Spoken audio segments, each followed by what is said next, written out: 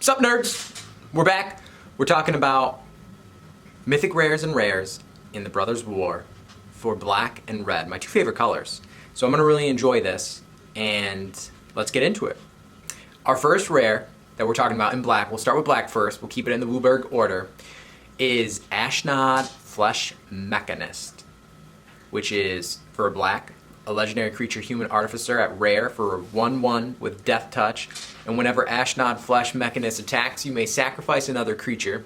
If you do, create a tapped Power Stone token.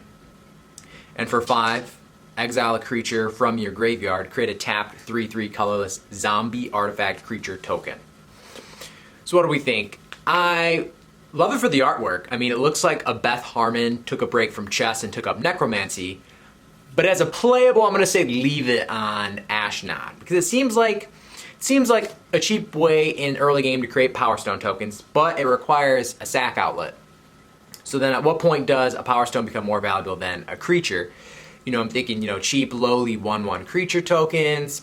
So in order to have that, I mean, it seems like best case scenario, if you have some form of token generation from another source and then have a means of protecting Ashnod when attacking, so this triggers more than once, because if the opponent has anything on their side, they're just going to eat Ashnod right up to slow your Power Stone ramp. I mean, the Death Touch is a nice addition here in order to discourage blocking, but your opponent can see Ashnod's value, and they're going to make it short-lived on your side of the battlefield. I mean, her own token generation seems too expensive as a source for her own ability. I mean, first spending 5 mana to trigger it, then it's a 3/3, which I feel like that has bigger board presence than what's worth sacrificing to make a tap Power Stone token. It just feels like too much creature. And the soonest that would be able to happen is turn 5, and you also still need a creature in the yard, and it comes in tapped too, so it's not even a blocking body for you, which just hurts this even more. I mean, there may be some synergies I'm not seeing here yet, but I just feel like Ashnod, I'm going to leave it as a leave it. That was a lot for Ashnod, but I don't know. It took a while to say that, but not feeling it. Moving on, Diabolic Intent. Diabolic Intent. So what do you get for that? So for 1 and a black, it's a sorcery at rare. As an additional cost to cast this spell, sacrifice a creature. Search your library for a card, put that card into your hand, then shuffle. We got a tutor, so, I mean, coming from a set that, I mean, let's start at the top. I mean, I don't usually make it a point to talk about all the artwork, but on this card, it definitely had me do a double take because this looks like Hawkman's mask from the Justice League Unlimited. But anyway, no, we're going to go back into the card. Definitely we're doing it a love it here, because a 2-mana tutor with the additional cost to sack a creature in black, where cheap tokens and cheap creatures usually run amok, this feels extremely powerful. I mean, especially coming out of DMU, where the only unconditional tutor was Cruelty of Gix, as far as I'm aware, and that was a 5 mana, and you still had a way to turn if you started on Chapter 1. This is definitely going to help you get your bombs out front. I see this added not only in the limited decks, but in some of the standard decks that run multiple copies of Shieldred that want to get her out sooner than they need it. It's going to make those decks definitely menacing. So, great card here, Diabolic Intent. We're giving it a love it. Moving on, next one, Fateful Handoff. It is 3 and a black, and it's a sorcery at rare. And you draw cards equal to the mana value of target artifact or creature you control. An opponent gains control of that permanent. Not till the end of their next turn. It's just they get it now. It is theirs. Yeesh. I mean, just for the draw card ability. So I'm immediately going to leave it on Handoff here. I mean, I usually like to keep my creatures to myself, and I think any strategy other than that is a little weird, at least to me. I mean, being a reverse of a treasonous act, I mean, giving away a high-costed artifact creature, I feel like the ceiling on this, the best case scenario, is having a high-costed artifact or creature, maybe one that I could have even cheated in somehow, and it would be incoherent for my opponent to play it, but like, I feel like that's a very particular arrangement. Like, I can't even think of an example of that right now. I mean, maybe there is an angle that I'm missing on this, but I feel like another thing would be pairing it with a negative costed creature that maybe costs 2 2 life every upkeep to have it on your side of the battlefield, and they need to figure out a way to sacrifice it. Like maybe if that exists, which I haven't seen it yet, but if that exists, that makes this card make a little bit more sense. But still, it feels like you're shooting really narrow to make this card worthwhile. So I'm going to leave it on a leave it here for Faithful Handoff. So let's get away from this. Moving on, Gix Yawgmoth Praetor. Yawgmoth Praetor. So 1 black. Legendary creature, Phyrexian Praetor at Mythic Rare, first Mythic Rare, for a 3/3. Whenever a creature deals combat damage to one of your opponents, its controller may pay 1 life. If they do, they draw a card. The language that makes this make more sense for Commander always confuses me. So the Commander implication, just cutting in real quick, is that if one of your other opponents attack another one of your opponents, they get to use Gix's ability. I'm not a big Commander player, but I just realized that that can happen off of this card because it's a creature, not your creature, and it's one of your opponents, and it's the controller of that creature. So there's that, and then there's also 4 black. Discard X cards. Exile the top X cards of target opponent's library. You may play lands and cast spells from among cards exiled this way without paying their mana cost. So, I gave this card a love it. I think it's always good to have a card draw source, and this card does that. Black decks that want to go sideways and attack for damage on the opponent can be rewarded with a pretty inexpensive way of, paying 1 life and getting card draw. This synergies well with the secondary ability on this card, kind of like an ultimate of a Planeswalker, honestly, where if you get your X to be 7 or even 8, which where you want it to be, because you really want to maximize the discard to ensure you hit something big in the opponent's library. I mean, the viability of the strategy is going to vary depending on what your opponent is playing. The go wide token strategy might laugh at this because you may just get a bunch of little runs and you got to pay big money for that. I mean, so much mana. It's 4 black, 4 black plus all your discard, and you're aiming for 7 on the discard. But then, the big and tall creature decks, they might be shaking in their boots when you cast multiple of the high-costed mana spells for nothing. It's for free. So I feel like this card is well-balanced in the sense that it's not a guarantee that it's going to be a runaway, but if you want to take a gamble, there's definitely a possibility that this could be a game ender. So I like it for that flavor. Get to see my cat in the background, Ripley, named after Ellen Ripley, which name that movie. 5, 4, 3, 2, 1. Never mind. I'll say it at the end of the video. This is a little more fair. Ellen Ripley, female character in a science fiction movie. Name my cat after that. Anyway, back to our video. Next card. So yeah, Gix, love it. And now Gix's Command is the next card. And Gix's Command is 3 black. As a sorcery at rare, you get to choose 2. You can either put 2 1/1 counters on up to 1 creature. It gains lifelink until end of turn. You can either destroy each creature with power 2 or less, or return up to 2 creature cards from your graveyard to your hand, or each opponent sacrifices a creature with the highest power among creatures they control. So Gix's Command. I tend to love these cards that present with many different options to choose from in the choose 1 or choose 2 variety, because they always allow you a much greater ability to handle the different situations. There are solutions to both go wide and go tall in here, as well as life gain and get creatures back from the yard. The versatility here makes this card feel very playable, and at the very least, this is a sideboard staple. So I'm giving Gix's Command a love it. Don't think there's much more to say, so we'll move on. We got Gixian Puppeteer. Gixian Puppeteer. We're in the G section, so we're getting a lot of Gix love from this set. So Gixian Puppeteer, 3 and a black. It's a creature, Phyrexian Warlock at rare for a 4/3. Whenever you draw your second card each turn, each opponent loses 2 life and you gain 2 life. A little discount Shieldred right there. When Gixian Puppeteer dies, return another target creature card with mana value 3 or less from your graveyard to the battlefield.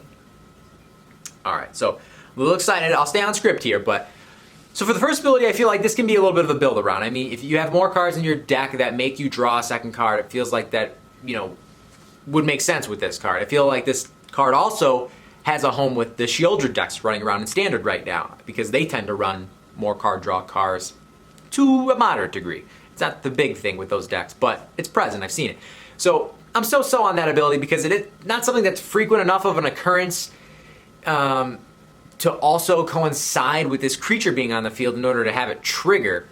and it doesn't have an ability to help it trigger itself, so it's a little weird. So starting off not great, but that second ability though, bringing back a 3-mana or less creature to the battlefield is very good value, considering that this is already a 4/3 for 4 with upside in the the draw ability. If you get that, but also this ability, because it keeps you having strong board presence. I mean, I love cards like this where after a board wipe resolved, you're able to just rubber band another, in this case, a 3-drop from the graveyard right back to the field. So I love the way that plays, and that makes me love it on Gixian Puppeteer. Next one, Hostile Negotiations. Hostile Negotiations. It's 3 and a black. It's an instant and rare.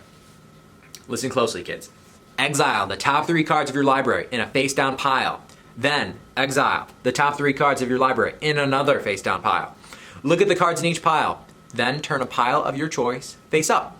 An opponent chooses one of those piles. Put that pile into your hand and the other into your graveyard. You lose 3 life. And I'm just thinking about this as I'm reading it again, like, can the opponent only see the top of the pile card? I'm assuming no, they're gonna be able to see the full pile. So they have access to that information, I'm assuming. So then that, like I thought, that I feel like when I read this card, I was just transported to the casino or even my kindergarten classroom during recess when you learn a magic trick at the magic show and you're trying to show your friends. So this card is basically going to end up playing like this. You can either have 2 good piles, 2 bad piles, or 1 of each. So for 2 good piles, you're going to want to show the opponent the less good pile so that they give you the face down pile, not knowing that it's better. For 2 bad piles, you want to show them the best of the bad piles so that they see it and they think they're playing it safe by not giving you the potentially unknown goodies in the other pile. For a good and bad pile, this is the toss-up, because based on how blatantly good or blatantly bad the piles are, we'll change it up. I mean, this is probably going to be the most often scenario where you're going to have 1 good and 1 bad, and it's going to be the hardest one to navigate. If you show them the bombs, they're going to send you to the trash. If you show them the trash, they're going to want you to keep that. And on top of all these mind games, you're losing 3 life, all at the cost of 4 mana. So this is getting a strong leave it for me. Honestly, I feel like this card slipped off of the Infinity table and somehow got placed on the Brothers War table for printing. So that's what it feels like. Moving on, Misery Shadow. 1 and a black. It's a 2/2. Creature Shade at rare. If a creature an opponent controls would die, exile instead. Okay. And then for 1 colorless mana, Misery Shadow gets +1/+1 until end of turn. So how do we feel about that? Right off the bat, this is an absolute love it. I mean, this is Sunbathing Root Wall Incarnate. I mean, it's in rare, but it doesn't have a ceiling for the self-buff ability like Root Wall it did. I mean, it's, if you had 5 domain, you got +5/+5. But this is, whatever open mana you have with that self-buff ability. And I love those self-buff abilities. I mean, I swept at Friday Night Magic using 2 Dragon Whelps in a Rakdos aggro deck that I built, using their self-buff ability. I mean, they had a limiter on the self-buff ability. I mean, you could only do it 3 or 4 times within a turn, otherwise you had to sacrifice Dragon's Whelp. So if it wasn't your finishing blow, that you lost that card. This doesn't have that. And, I mean, sorry, going through the script, this card has plus side of being able to shut down graveyard decks. Yes, because I'm sure there are going to be a lot of those graveyard decks, not only in black, but in the colorless, with all of the unearthed mechanics present in this set. So I gave this card a high tier love it. And I just wanted to touch back on that, what I was saying. With the first ability, not to give all the love to the second ability, the first ability, I mean, Unearth is not, I mean, cards that are dying while this is on board with Unearth are not going to have the chance to get Unearthed. Right to the exile pile. So another reason to give Misery Shadow some more love, even though I already loved it so much for its second ability. Anyway, moving on. Painful Quandary. Painful Quandary, that is 3 black. It's an enchantment at rare. So whenever an opponent casts a spell, that player loses 5 life unless they discard a card. Whew. I do have a fondness for enchantment plays, and this feels like it can be absolutely devastating if this ends up resolving onto the board. I would love to see this in play. I mean, demanding enchantment removal, which I feel like that already makes it a harder problem to answer, especially if an opponent didn't see this coming. 5 life feels devastating, and they are going to immediately feel that pressure. I mean, large hand sizes for the opponent, they're going to get dwindled down fast, trying to survive that 5 life hit with the discard, and at the rate that they are going to be shedding cards, soon they're going to be having just a few cards in hand, and then they're going to have to be taking those 5 life hits, which absolutely stings and absolutely gets painful quandary. I'll love it from me. Up next, Phyrexian Flesh Gorger. So for 7 colorless mana, artifact creature Phyrexian Worm at Mythic Rare. It's a 7/5 if you pay 7, but it has Prototype, which is 1 black, and it's a 3/3. And regardless of how it comes in, it has Menace, it has Lifelink, and it has Ward, pay life equal to Phyrexian Flesh Gorger's power. This creature is one of the few creatures I will say that I actually look forward to spending the full cost of mana on, based on that award ability. I mean, this thing will swing games with Lifelink building you back up, and the ward cost being attached to the power of this creature. This is a creature that you probably would rather cost at the full cost, and you know, have that big ward. I mean, ward for 3 life in the Prototype edition, it's chump change in comparing to paying a whopping 7 life, especially in late game, where that is just not an option. It absolutely shuts out direct target removal as an option for people who are down on life. I mean, 3 for a 3/3 is fine too in Prototype in a pinch, but and you know, Lifelink, but which always makes this a good card for giving. I mean, and I'll say that is what makes this also a good card, is that you always have that fallback option if you're getting this in your opening hand. You know, you can still play it on turn 3. Which I enjoy having those early and late game playability options. I love that about Prototype. So I give it a love it about Phyrexian Flesh Gorger. And now we're moving on to our second to last in black here, Razor Lash Transmogrant.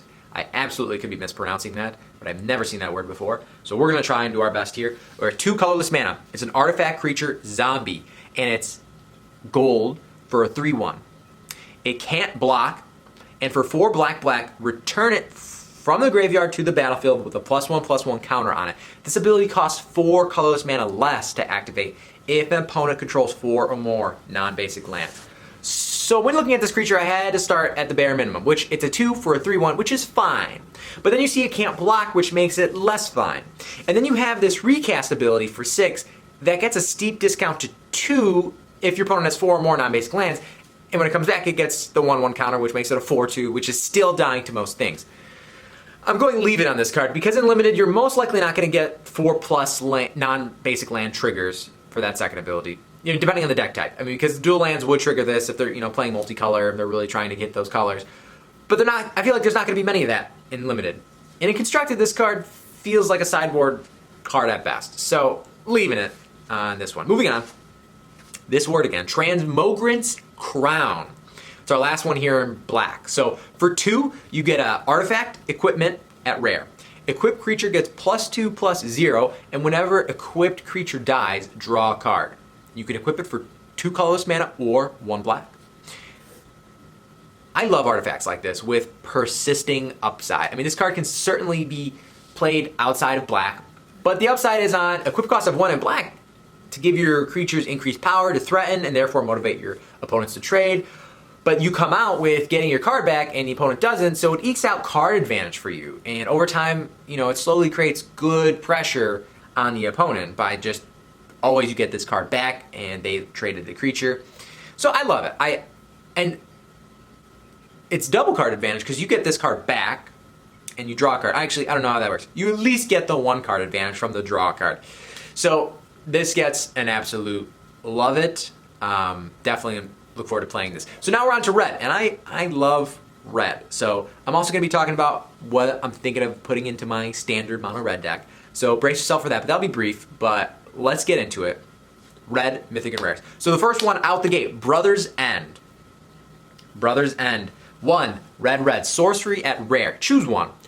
Brother's End deals 3 damage to each creature and each planeswalker, or destroy all artifacts with mana value 3 or less. So again, I love it when we get options to get to use this card in a variety of ways because it's a board-wide deal 3 to each creature and planeswalker, and this feels like it absolutely has a place in my red standard deck. As I was just saying how much I had a gap in handling threats that fall below burn down the house. For 3 mana, this feels high value for what you're able to do. It could be very good after attacking in main phase 2 to use this to take down bigger toughness blockers the opponent has as well. As far as that second ability, you know, if your opponent is building up any amount of power stones, they would be gone with this, as well as any artifact tokens or creatures coming in at 3 or less in mana. Obviously, you know, definitely a great inclusion in red decks, and it gets a solid love it from me. Next one up, Draconic Destiny.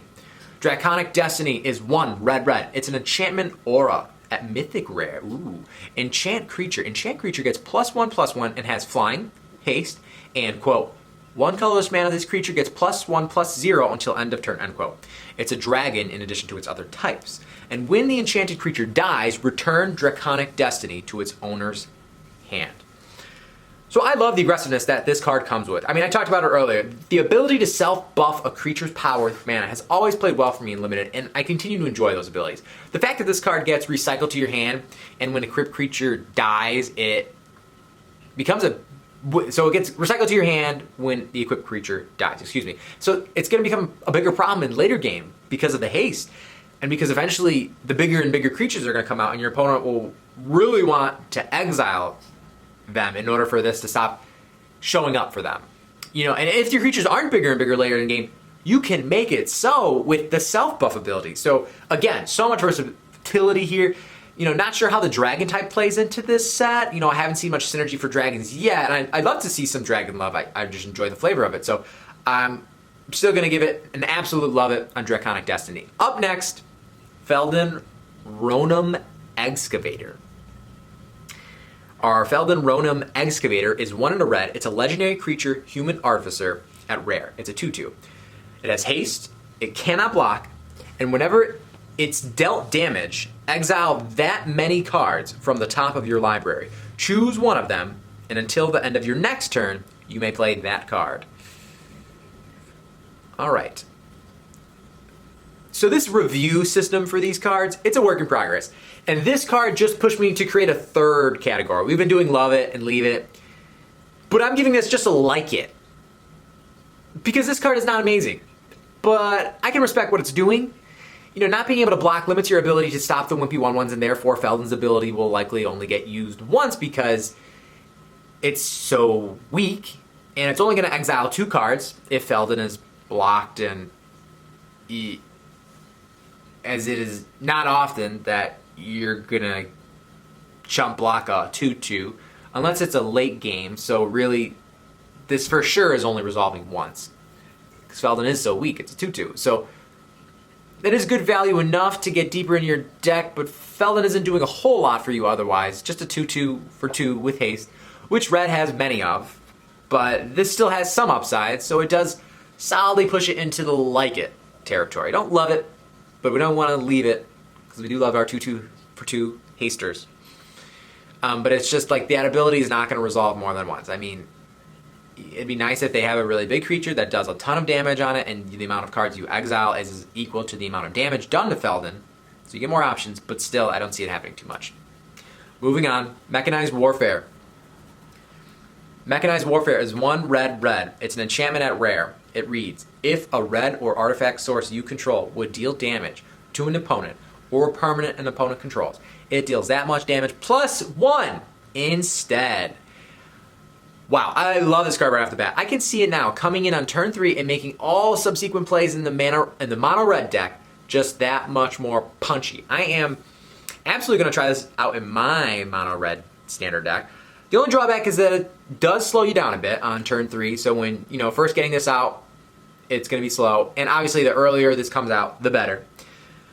It may not get much love in Limited, as I feel like the monocolors, in my opinion, they just get less love, and understandably so, because, you know, we're operating on scarcity with cards. So you want to increase your pool of options by doing 2 colors. That's usually, you can support that well within the 40 card structure. But Construction will definitely feature this card. I mean, 4 damage Lightning Strikes, 2 damage Chandra Dress to Kill +1 abilities, 2 damage Kumano faces Kakazan, 3 damage Ronins, Reinforced Ronins. Can't wait for this. So definitely love it on Mechanized Warfare. Up next, Mishra's Command. Mishra's Command. So X and red. It's a sorcery at rare. You get to choose 2. Choose target player. They may discard up to X cards, and when they draw a card, and then they draw a card for each card discarded that way. This spell deals X damage to target creature. This spell deals X damage to target planeswalker. This target creature gets +X/+0 and gains haste until end of turn. Mishra's Command. This card will end games. I mean, it could take out a blocker and give your attacker as much power as it needs to be for the finishing blow. This is controlled to some degree by being kept at sorcery speed, but pair this with any trample effect, and it won't even matter, really. I mean, that or just handle their planeswalkers and at the same time their biggest creature. This makes me think of all the trouble I would have solved against Ren and 7 when they come out and they cat, and you know, I could cast this for 4 and I could deal 3 damage to their tree folk and to the Ren. But again, I just love it again for the versatility. I mean, I feel like if I need to go deeper in my deck to get more options, I can do that here, or to find another haste creature or burn spell to bring the game to a close. I love that option as well. I'm going to look forward to playing this out in the mono red deck. Up next, Over the Top. So let's start from the top on Over the Top. Over the Top, 5, red, sorcery at rare. Each player reveals a number of cards from the top of their library equal to the number of non-land permanents they control. Puts all permanent cards they reveal this way onto the battlefield and puts the rest into their graveyard. I always want to pause at that comma, but that is just one long run-on sentence. So this card is big and fluffy when you think about it. I mean, it's really only going to work consistently for you if you're already winning. And it does not do well if your opponent has established board presence and you're trying to work back to stabilize. There are some matchups here and there that would enjoy this card more, certainly rewarding the go wide strategy against a big and tall. But it feels quite expensive and narrow. I mean, the ceiling is high, but the floor is 2 on this one. So I'm going to say leave it for Over the Top. It feels a bit weird. And also just rewarding your opponent, even if you can control it to a small degree, if you know when you're going to cast this, it's too narrow, too requiring, too specific to be good. So we're leaving it on Over the Top. Up next, Tyrant of Care Ridges. Her Ridges? K silent, like knife. Tyrant, where are you? Tyrant of Care Ridges, 4, red. Creature dragon at rare. It's a 4/5 with flying, and when it enters the battlefield, it deals 4 damage to any target. And for red, Tyrant of Care Ridges gets +1/+0 until end of turn. How predictable am I going to be when I say this? So just imagine with me for a bit. This gets dropped on turn 6. You target their only blocker that has flying or reach, let's say, if they even had one. Because they're probably going to be taken out with 4 damage. Well, let's assume that. Turn 7, you attack for 10 in the air. Because you can. I mean, that just feels so fun. I mean, I love the double dip on this card with the immediate potential removal or damage to the face. It justifies the high cost at 6. But you're also getting a 4/5 flyer with the self-buff mana ability, which I've already talked about how much I enjoy. I mean, I would love to run one of these in my standard deck, to be honest, to get a feel for it. But I'm also hoping to see it at some of the sealed events. I'm giving it a love it. And also, as a side note, I love the artwork here too. I mean, the red and the dragon just pops off of that light background. Shout out to Carl Kopinski. Nice job, buddy. All right, next. Visions of Phyrexia. 2, red, enchantment at rare. At the beginning of your upkeep, exile the top card of your library. You may play this card this turn. At the beginning of your end step, if you didn't play that exiled card this turn, create a tapped Power Stone token. Okay, so this is some intense ramp. I mean, every turn you'd be getting a Power Stone token if you wanted. So, build around artifact decks would really love this. I see this making its way into the Rakdos artifact deck in Standard, actually. I mean, that's a lot of artifacts coming in every turn if you just deny your exile card. So there seems to be some upside for this as well, in the sense that you're also getting exposure to whatever you're top decking and getting to decide whether or not you want that or you value a Power Stone more than it. At 4 mana, I feel like this feels fair as an enchantment. It feels particularly elusive to some of the removal options. So I feel like it'd be able to exist on the board long enough to get you the value. So I'm giving it a love it. I think it's cool. I wanted to try it out. I think that looks fun. Next one, this is a little bit of a complicated one, so strap yourselves in. Phyrexian Dragon Engine. So this is colorless. This is for 3 colorless mana. Artifact creature Phyrexian Dragon at rare. It's a 2/2. It has double strike. And when it enters the battlefield from the graveyard, you may discard your hand. And if you do, draw 3 cards. You got 1 card in hand, pitch it, get 3 new ones. I love that. I love that. Unearth is 3 red, red. And this is a unique one because it has the mechanism in the game called meld. What do they call those things? Mechanic. I said mechanism. So, and it melds with Mishra, claimed by Gix, which I'm not going to go over because that's a gold Rakdos creature. But I will go over the meld creature. Mishra lost to Phyrexia. So first let's go over meld. And what is meld? So meld, as a little reminder, it's a keyword action that appears in an ability on 1 card in a meld pair. To meld the 2 cards in a meld pair, put both onto the battlefield with their back faces up and combine. The resulting permanent is a single object represented by 2 cards. So they typically have a condition, and the condition on Mishra is if Mishra claimed by Gix and a creature named Phyrexian Dragon Engine are attacking and you both own and control them, exile them and meld them into Mishra lost to Phyrexia. It enters the battlefield tapped and attacking. I did not know that. It enters the battlefield tapped and attacking. Whew.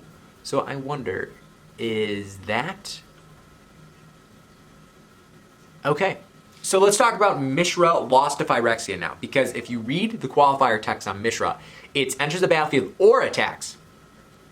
So this is happening multiple times. So you better have, I mean, the one Achilles heel to this is that it's an artifact typing and there's a lot of artifact removal in this set. So hopefully you have that in hand when this comes out, because yikes. I mean, you can use the first turn this comes out. I mean, it comes out attacking, so you're going to have to answer it.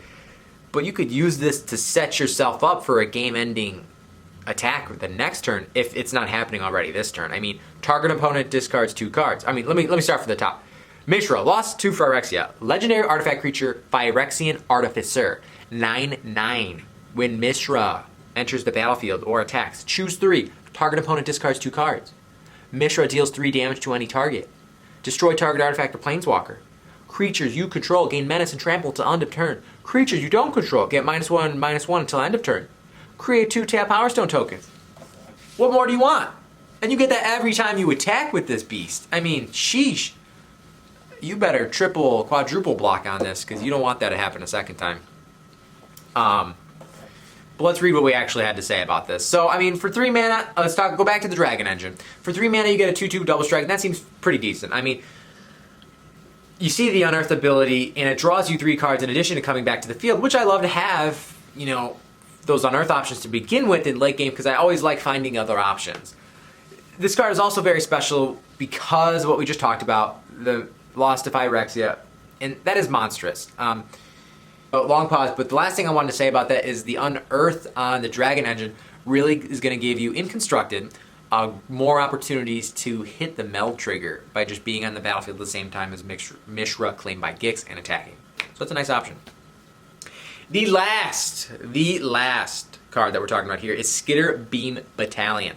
9 untapped, colorless mana for an artifact creature construct at Mythic Rare.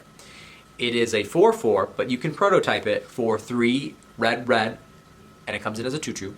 And no matter what, it has trample, haste, and when Skitter Beam Battalion enters the battlefield, if you cast it, create 2 tokens that are copies of it. So this card is all in the text, because when I was reading the mana cost and seeing the power toughness and wondering why this card did not add up, and then I read the text, made all the sense in the world. I mean, absolute love for the flavor of creating 2 copies of 3 trample creatures. I mean, they do feel a little underpowered at this cost for either level, prototype included, but I feel like this is going to go well with the strategy of, you wanting to go wide, So everything getting you up to 9 mana, if you're going for the 9 mana casting cost, you should be trying to go big and go wide before that, so you have a board presence, because when you get 3/4/4 tramplers, they're probably not ending the game on their own, but they're a hard threat to answer, especially with flanking creatures.